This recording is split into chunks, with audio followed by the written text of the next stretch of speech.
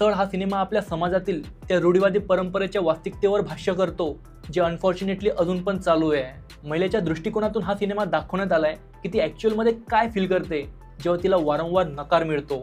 या सर्वात तिच्या आईवडिलांची होणारी घुसमट बघून आपले डोळे पाणावतात।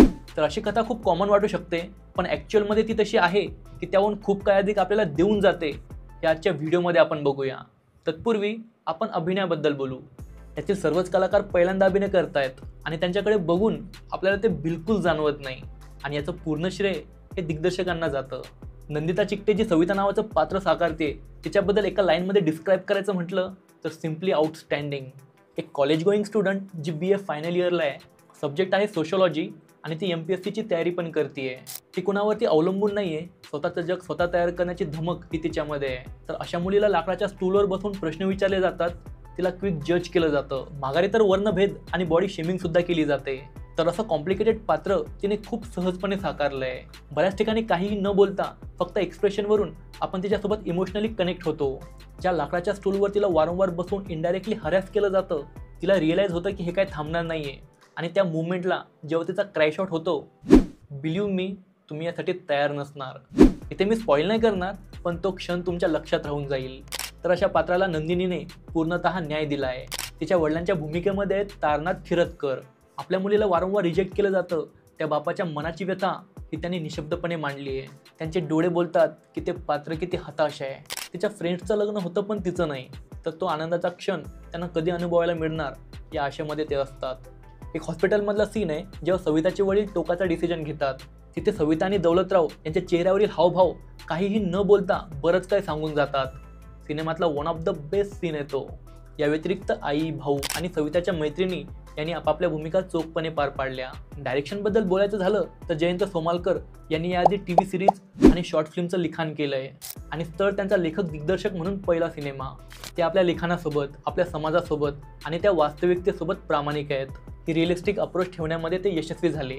जे काही पडद्यावर दाखवलं जातं ते आपल्या डोळ्यासमोर होत आहे असं वाटतं, आणि हे तेव्हाच होतं जेव्हा मेकर पूर्णतः कथेला समर्पित असतो।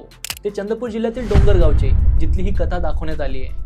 त्यामुळे तिथलं राहणीमान, तिथली बोलीभाषा, लग्न पद्धती, ग्रामीण भागातील लोकांची विचारधारा याला वास्तविकतेची जोड देत दाखवण्यात आलंय। त्यांना क्लिअर माहिती होतं की आपण काय दाखवतोय आणि समाजाला काय संदेश देतोय। आशा करतो की अजून त्यांच्याकडून आपल्याला डायव्हर्सिफाय कॉन्टेंट बघायला मिळतील। पटकथेबद्दल बोलायचं झालं तर ती सुरुवातीपासून शेवटपर्यंत आपल्याला कथेसोबत बांधून ठेवते। 107 मिनिटांच्या परफेक्ट टाइम ड्युरेशन सोबत तो येतो आणि आपलंसं करून जातो। असमानता, सामाजिक छळ, हुंडा प्रथा अशा गंभीर विषयांचं सूक्ष्म चित्रण यामध्ये अगदी सहजपणे केलं गेलंय।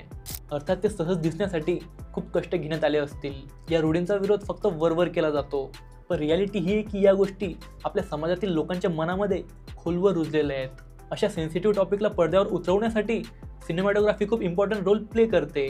ती आपल्याला डिटेल शो करण्यात कुठेही कमी पडत नाही। सुरुवातीला मुलीला बघायला येतात तेव्हा मुलाकडच्यांची बाईकवरची जर्नी, मुलीचं पोहे बनवणं, इव्हन चहाचे कप ठेवताना पण कॅमेराचा स्टेबल अँगल घेतला जातो। प्रभावी कॅमेरा वर्क आपल्याला सिनेमॅटिक एक्सपिरियन्स देतो, जे आजकालच्या बऱ्याच सिनेमांमध्ये मिसिंग आहे। बॅकग्राऊंड अगदी अचूक आहे, जो इमोशन बिल्ड करण्यात, त्याच्यात जीव ओतण्यामध्ये मोलाचं योगदान देतो। पाहुणे येत्यापूर्वी हे गाणं तर आपल्या स्वतःमध्येच एक इमोशन आहे, जे अंतःकरणापासून फील होतं। तो मातीचा आवाज गाण्याच्या पहिल्या शब्दापासूनच आपलासा वाटतो। अनफॉर्च्युनेटली याला प्लेबॅक देणाऱ्या मीराबाई येटे यांचं रिलीजपूर्वीच दुःखद निधन झालं। ही कथा आपल्याला समाजाचं ते चित्र दाखवते जेव्हा आजही मुली आणि त्यांच्या घरच्यांचा नकळतपणे मानसिक छळ होतो। मुलींना आपल्या इच्छा, आकांक्षा मारून सॅक्रिफाईस करायला भाग पाडलं जातं, आणि त्या व्यक्त पण होऊ शकत नाही। सिनेमा आपल्याला खूप काही सांगून जातो, त्याच्यामुळे तुम्ही हा बिलकुल मिस करू नका। याचबरोबर मी सचिन पिळगावकर यांची सुद्धा दाद देतो की त्यांनी अशा सेन्सिटिव्ह टॉपिकला प्रेझेंट केलं। बाकी हा रिव्ह्यू तुम्हाला कसा वाटला हे मला कमेंट करून नक्की सांगा। याचबरोबर मी हरिश्चंद्राची फॅक्टरी यावरती अननोन फॅक्ट व्हिडिओ बनवला आहे, जो तुम्ही इथे क्लिक करून